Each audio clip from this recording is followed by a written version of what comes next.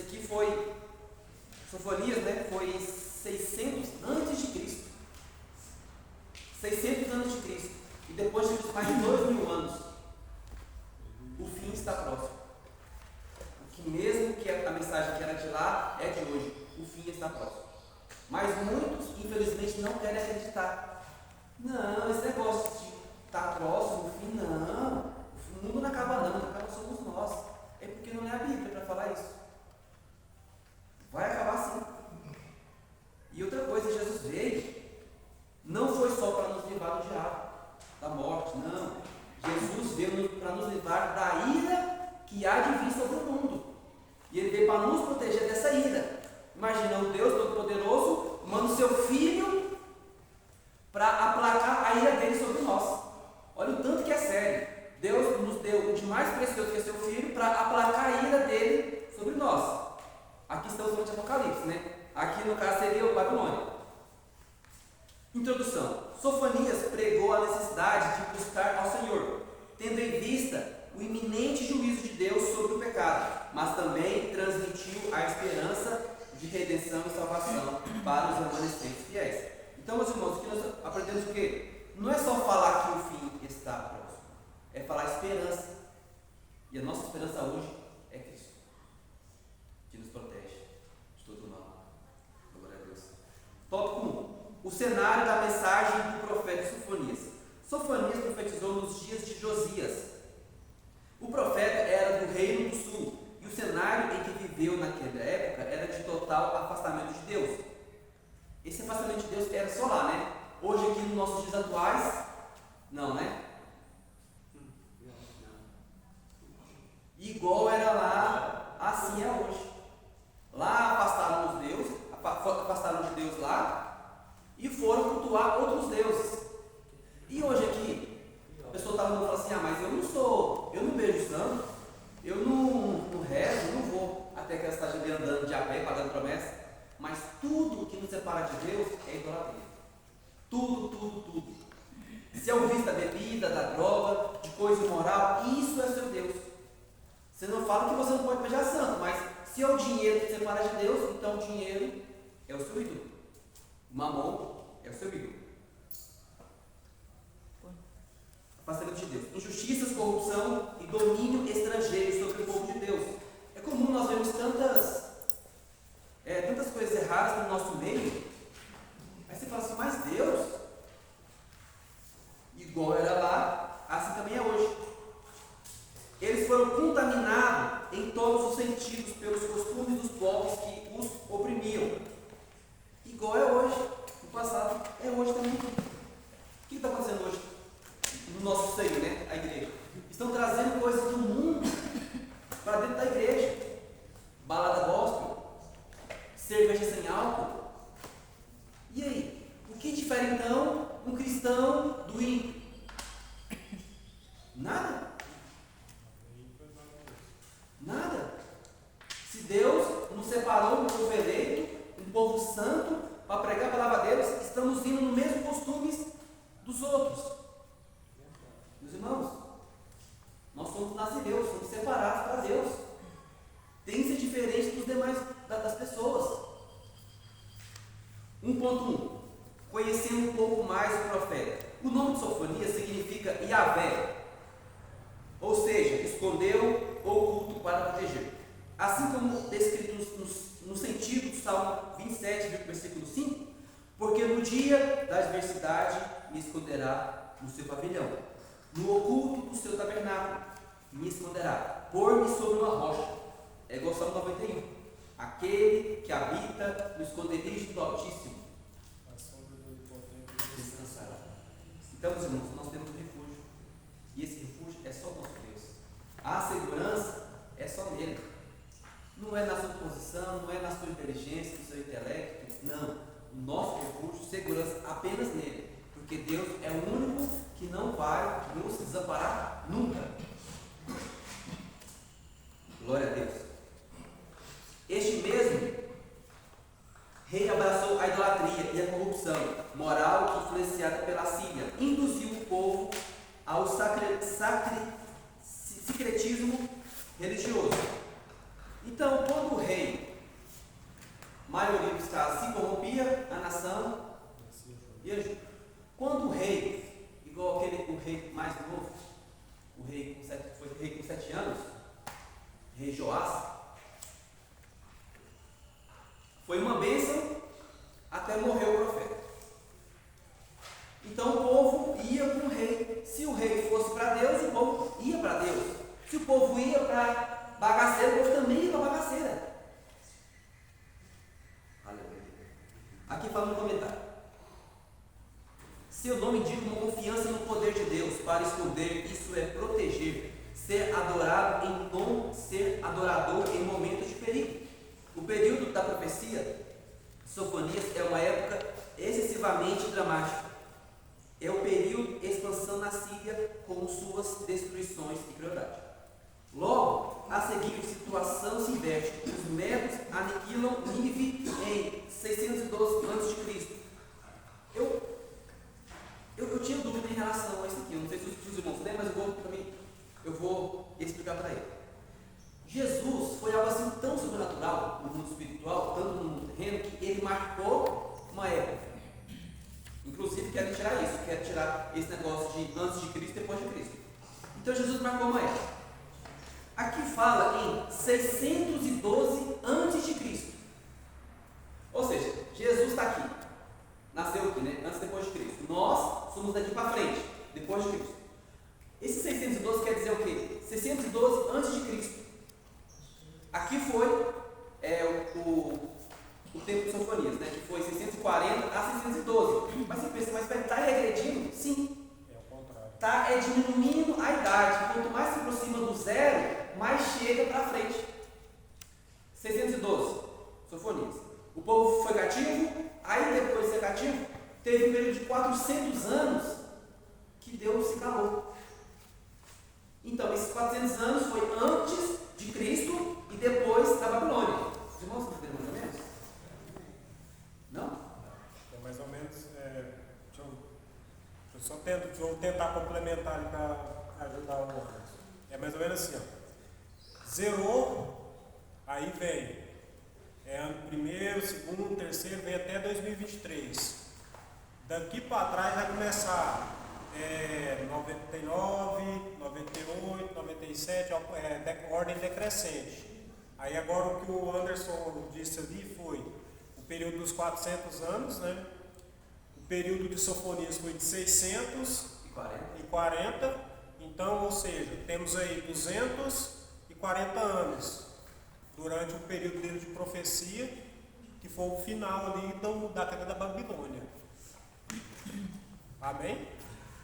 Eu acho que eu entendi. Quanto mais tempo a gente está passando, menos está diminuindo a profecia do mundo. Tipo, o tempo. De antes de Cristo e depois. Também foi só que eu entendi. Esse é interessante, porque nascer e descer é um pouco complexo mesmo. É o seguinte. Novo Testamento e Velho Testamento. O Velho Testamento começou lá de Adão e terminou em Malaquias. Então, desde Adão até Malaquias, foi contando antes de Cristo. Vamos supor, você foi 2000 anos antes de Cristo, lá com Adão. Aí, lá com Noé, depois de 800 anos, foi 1200 antes de Cristo. Aí vai passando os reis, Davi, Salomão, vai chegando mais próximo do fim. O fim aqui seria Malaquias, que seria os 400 anos que Deus se calou, que aqui não tem nada escrito na palavra de Deus, e depois disso é o marco zero. Isso, Jesus ele é o início e final de uma era. Isso. Ele finaliza aquela era de Malaquias ou do Velho Testamento e inicia de Jesus para frente de novo. Como é uma linha imaginária, uma direção está no meio. Isso está no meio, tanto para um lado quanto para o outro, tanto para o passado, tanto quanto para o futuro. A gente está 2020 e poucos anos à frente, ou lá no início que dizem que é 3.000 e poucos anos atrás, entendeu? Então, por isso que fala, Sofonias, que ele agiu de 640 até 612. Conforme o número vai baixando, vai chegando mais perto de Cristo. Amém? Amém. A mensagem do profeta. A mensagem do livro de Sofonias é um chamado ao arrependimento para o povo de Judá. Tanto o povo quanto sua liderança apostataram da fé. Eles estavam distantes do Senhor, influenciados pelos costumes pagãos. Isso atingia não somente a religião, mas também o estilo de vida daquele povo. E vocês podem perceber, quando uma pessoa é cristã, não muda só a vida dela espiritual, muda tudo ao redor dela. Quando o povo é corrompido igual Sodoma e Gomorra, nada presta, é tudo uma desgraça mesmo, porque não tem graça, então é uma desgraça. Mas quando é um povo cristão, um povo de Deus, que se volta para Deus, tudo muda. Os costumes, os palavrões, eu lembro o tanto que eu gostava de xingar antigamente, eu tinha prazer em xingar. Aí ontem eu percebi, eu estou virando crente, ontem ele tentando arrancar um concreto ali, eu dei umas 3 marretadas no dedo. Falei, aleluia, eu estou virando crente. Estou começando a ter domínio próprio. Então, meus irmãos, quando a pessoa é cristã, muda tudo. A vestimenta muda tudo. O palavreado, o mandado, muda tudo. Assim era o povo, que não só que corrompiu, que, tipo assim, o pecado proliferou de tal forma que tudo assim era, para eles queriam de muito. O profeta também direcionou suas palavras para outras nações, como as cidades da Filisteias, para os tíopes e para a Síria, e sua capital, Nínive. Quando fala, meus irmãos, aqui os etíopes, no caso são pessoas negras. É outra, que no caso seria a descendência de Cã. Quando fala os etíopes. Aqui fala nos comentários. Sofonias apresenta sua mensagem de forma bem comum no profetismo judaico. Ele comunica o julgamento para longe, para logo em seguida apresentar a causa deles. E conclui com a apresentação do grande amor de Deus aos que arrependem. Esta é a forma que o Espírito Santo usa para trazer os pecadores à frente de Cristo. Meus irmãos, sem arrependimento não tem salvação. Sem arrependimento não tem céu, não tem. Primeiro, no arrependimento. O comentarista ainda ressalta que, apesar de proferir mensagens contra outros povos, contudo, o foco principal é o próprio povo de Deus, que tinha a responsabilidade de ser exemplo para outras nações. Isso aqui em Israel. É justamente esse motivo que Deus escolheu Israel, porque era um povo pequeno, não era um povo poderoso. Porque aquele povo pequeno ia ser um exemplo, mas gente, como é que pode aquele país tão pequeno ser um país assim tão poderoso? Assim é você. Igual fala aquela música, né, Zé? O improvável, mais escolhido, incapaz, mais vencedor. Assim somos nós. Às vezes as pessoas do mundo aí não dão nada por nós, mas nós sabemos que é nosso Pai, e Ele nos capacita. Capacita eu, capacita você, capacita todos que o buscam. Amém? No ponto 3, justiça e esperança. Apesar de uma profecia com duras palavras direcionadas ao povo, à sua liderança, havia nas palavras de Sofonias também um anúncio de esperança e justiça. O Senhor afastou os teus juízos, exterminou o teu inimigo. O Senhor, o Rei de Israel, está no meio de ti. Tu não verás mais mal algum. Sofonias 3:15. O cativeiro babilônico traria dor e sofrimento ao reino de Judá, que não atentou para as mensagens que os profetas trouxeram, chamando-o ao arrependimento. Mesmo assim, para aqueles que se voltassem para o Senhor, havia uma mensagem de esperança.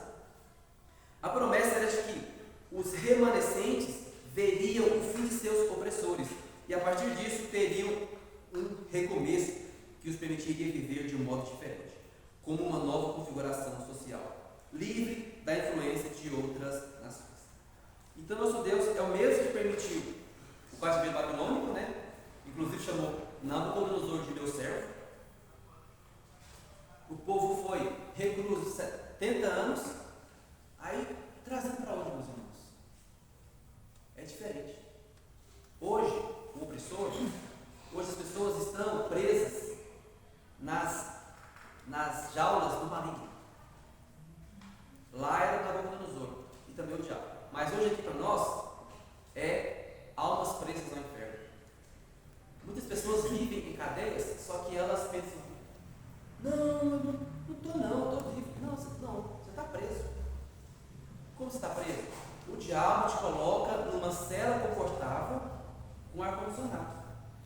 você? Tá de boa. Igual um filme que eu gostei muito, eu achei, o filme evangélico, que o homem chega assim para a avó dele, né, que já tinha demência, falou assim, eu não sirvo a Deus, e eu tenho carro, tenho isso, tenho dinheiro, tenho fama, e ela falou, mas você está numa prisão. E essa prisão sua é uma prisão invisível. Você está confortável nela. Mas por enquanto, ela está aberta, você pode sair. Mas quando você morrer, ou quando Jesus voltar, aí vai ser fechado. Muitos pensam, não, eu não estou preso não, eu faço o que eu quero. Mentira, você faz o que o diabo manda. Só tem dois senhores, é um ou é outro. Mas muitas pessoas estão cegas e não conseguem ver que estão em prisões invisíveis. E ele aprisiona. Aprisiona essa pessoa que ela pensa que está solta, mas ela está presa. Ela fala, mas está presa. Suprimida, depressiva, misericórdia. Assim era eu e você antes de Cristo. Nós éramos assim, eram presos. Eu mesmo, não, depois que eu parar de beber, eu vou para a igreja. E ele está bebendo até hoje, lá fora. A minha sogra, com a sabedoria dela, falou assim, não, pode ir, vai bebendo mesmo, bobinho, né? Olha que bênção, eu fui bebendo. E hoje Deus mudou minha história. Isso vai fazer 5 anos. Aí no caso, eu queria lavar o pé, sendo que Jesus ia me dar um banho e tirar uma culpa do pecado. Assim foi feito. Eu vou tomar banho daqui um pouco. Adianta agora lavar o pé? Não, só vai sujar o banheiro. Então, do jeito que a pessoa estiver, venha a Cristo.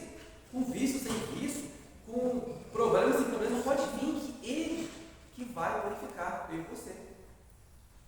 Aqui fala no comentário. O profeta não está apenas olhando para Jerusalém e Judá, nem em volta, mas contempla muito além, para uma época de cura e bênção que virá a Israel e a todos os povos, outros povos. O reino messiânico abrangerá todas as outras nações. Grande promessa de bênçãos e restauração para a cura das nações são a cidade. A cidade santa será cirandada e purificada, e então será honrada em toda a terra. O povo redimido louvará a Deus que habita no meio deles. Meus irmãos, então, o nosso Deus, ele veio, nosso Senhor Jesus, ele veio para todos. Todas as nações. A princípio ele veio para os judeus, só que os judeus não quiseram, né? E eles então agora abraçam todos os gentios, que somos nós. E aquele que crê e confessar o Senhor será filho e vai morar no céu. E professor, é igual você falou que a pessoa fica naquela ilusão, né? Que fala, bom, a colega minha lá do meu serviço, ela disse que ia para a igreja, mostrando até o vídeo dela louvando, a professora lá, ela conversando comigo, aí é melhor estar bebendo. Então o pecado em si, entre aspas, né? É bom. A pessoa acha que está melhor do que está na igreja. Está no lucro, né? Está no lucro. Acabando com a saúde. A vida não é graça. Mas eu tenho carro, eu tenho carro, sim. Você pode ter melhor carro do mundo. Você tem som? E a paz também, né? Que não tem, né? Não tem como, meus irmãos. Nós nascemos assim. Nós nascemos com... Não foi defeito de fábrica, foi algo que só o Espírito Santo preenche. É igual um cantor agora sertanejo falou assim, pessoal, o que eu sempre procurava eu nunca tive, que é a paz. Agora eu tenho paz. Algo que eu percebi aqui, igual, durante esse movimento que Deus fez, usando aqui esses profetas, se nós atentarmos, Deus ele acabou com a região, ou seja, com a cidade, com o país ali. Por quê? Para ele mostrar quem ele era na vida da nação. Ou seja, eu sou Deus que desfaço, né, destruo tudo, e também sou Deus que restaura tudo. Então o que eu quero dizer com isso? Ele que tem o poder, né? É igual você falou, o rei, ele tem essa autoridade, ou seja, ele é um líder. Se ele vai levar a nação inteira até Deus, amém. Agora se ele vai pegar e vai levar a nação inteira para Baal, toda a nação vai pagar o preço, né? Aí a diferença, né? Quando o rei leva a nação para Deus tem um ou dois que não quer ir, aí Deus já trata separado, né? Então nós vemos a sua importância de nós servirmos a Deus verdadeiramente mesmo. É verdade, né? Porque é uma influência, né? Um povo que opta por viver longe dos preceitos de Deus está fadado a viver sob seu iminente juízo, mas também pode encontrar em sua misericórdia alívio e esperança. Meus irmãos, por isso que nós estamos aqui hoje reunidos, para poder aprender mais do Senhor. Porque, meus irmãos, o único inferno que nós vamos viver é aqui na terra. O povo do mundo, o único céu que eles vão viver é aqui na terra. É o melhor que eles vão ter, é isso aqui, que são 80, 100 anos no máximo. O que tem aqui, o céu, vai passar a eternidade com o diabo. E nós, que somos cristãos, estamos caminhando para seguir Cristo, estamos seguindo Cristo até o fim, igual fala o Buzz Lightyear, ao avante, além, para cima, o nosso único inferno vai ser aqui. Essas preocupações, esses problemas, aqui vai passar, meus irmãos. Aqui como fora o vento. Mas a eternidade com Deus, nós não temos noção do que é isso. Nem a mente, nem o melhor pensamento não sabe o que nos espera. Porque Ele prometeu. E Ele prometeu, e Ele vai cumprir. Ele falou assim, eu vou mandar um Consolador. Olha a pessoa aqui em nós. Amém? Então, meus irmãos, problemas, decepções, vai vir, mas olha para Cristo. Isso aqui é tudo passageiro. Porque fala a palavra de Deus. O que nós estamos vendo vai acabar tudo. E o que nós não vemos, que vai realmente existir a eternidade. Imagina morar na Nova Jerusalém, onde as ruas estão de ouro, de cristais. Olha que bênção, meus irmãos. Aleluia. 2. A ira de Deus sobre Jerusalém. Quando aconteceu o julgamento de Jerusalém, sua população foi levada para a Babilônia. No entanto, a mensagem registrada em Sofonias 3, 18 e 20 faz referência a um grupo de pessoas dispersas e aflitas. Os remanescentes, a quem Deus traria de volta da Babilônia para Jerusalém depois do exílio de 70 anos. Essa restauração teve início quando Ciro permitiu que os judeus voltassem à sua terra natal. Essa volta dos judeus a Judá, em cumprimento à profecia de Sofonias, é uma prefiguração de redenção final da terra. Meus irmãos, lá quando Moisés escreveu, lá você tinha que deixar a terra descansar. Você trabalhava 7 anos, se não me engano era 7, e 1 ano ela tinha que descansar. Tanto a terra como o seu povo. Mas você pensa, mas como é que o povo ia viver? Ia nascer dela própria. E no último ano, antes de ficar um ano descansado, a colheita ia vir dobrada para as pessoas poderem comer. Isso nos mostra o quê? Descanso. Nós temos que descansar no Senhor. Para que essas preocupações aceleradas, essa mente acelerada, essa ansiedade, assim, para que, meus irmãos?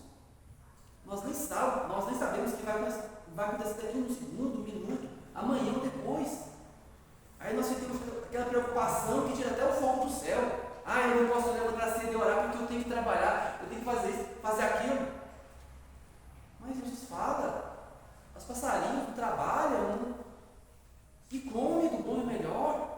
E nós com essa preocupação estranha, que nós venhamos confiar no Senhor.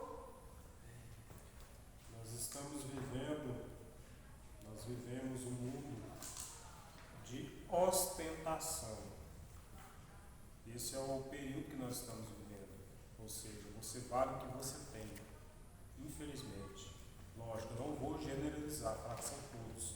Mas boa parte, principalmente quem não é conhecedor da palavra. Ou seja, se você encontra com uma pessoa, se você estiver bem trajado, você é bem tratado, você é bem cumprimentado. Mas se você tiver da forma que você gosta de andar, ou ser mais desleixado, a pessoa passa nem te cumprimenta. Então assim, é onde vem a frase, a pessoa muitas das vezes não tem nem condições para comprar o alimento, mas o celular não anda. Anda de ônibus, mas tem um iPhone 14. Isso. Entendeu? Então, Esse é o nome. o nome que se dá a essa atitude se chama ostentação. Esse é o período, o momento. Isso hoje é uma coisa tão séria que até criança hoje é ansiosa. A minha filha com 6 anos, ai pai, eu tô ansiosa. Eu, pra quê? Tá ansiosa? Não, pra isso. Eu, calma, irmã. Aí eu falo pra ela, Eclesiastes 3, tudo tem o seu tempo. Tempo determinado e há tempo para todo propósito. Propósito debaixo do céu. Há tempo de nascer, há tempo de morrer, tempo de plantar e tempo de arrancar a que se plantou. Meus irmãos, tem tempo assim, ó, calma sua alma, calma. Tem tempo de brincar, tem tempo de orar, tem tempo do seu devocional, tem tempo de comer pizza, tem tempo, calma, tudo tem seu tempo. Meus irmãos estão gerando crianças ansiosas com 6 anos de idade. Gente do céu! Eu com 6 anos era boca aberta. Mas gente, essas crianças de hoje estão. Calma! O pessoal que quer os Deus está no controle, irmão. É a geração que quer as coisas para ontem. Não é assim não é micro-ondas não. Calma, gente. Tanto os jovens, adultos, os idosos, calma, tudo isso é o tempo de Deus. Amém? A ira de Deus sobre Jerusalém.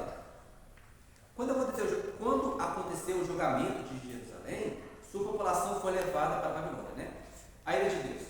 2.1. O dia da ira do Senhor sugere um tempo sombrio com as palavras indignação, angústia, desolação, escuridade e trevas.